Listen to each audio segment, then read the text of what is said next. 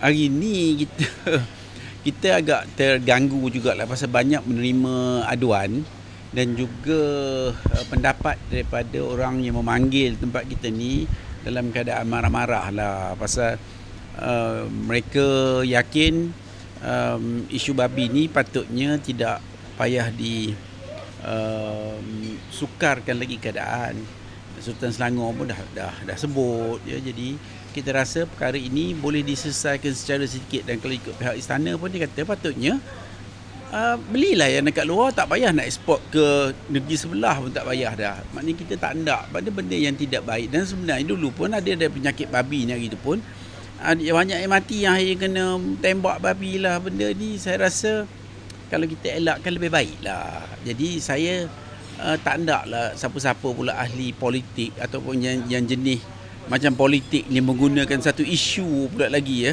Jadi isu tu dikait dengan benda-benda lain. Jadi isu babi berkait dengan isu Rex Stans lah, berkait dengan isu LGBT lah. Jadi benda ni pada saya tak sihat lah. Jadi kita kalau boleh kita nak selesaikan perkara ini secara baik, secara satu negara. Kalau dia isu parking tak ada lah, tak boleh masa semayang. Jadi benda-benda ni boleh ditafsirkan sebagai kaedah boleh merosakkan perhubungan kaum.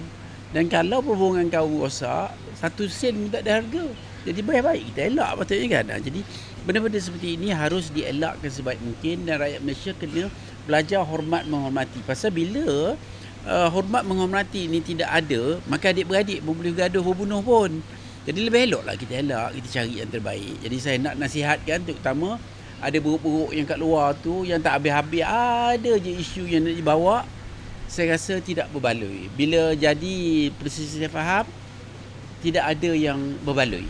Jadi saya mohonlah ini janganlah digerakkan percikan yang boleh menjadikan api.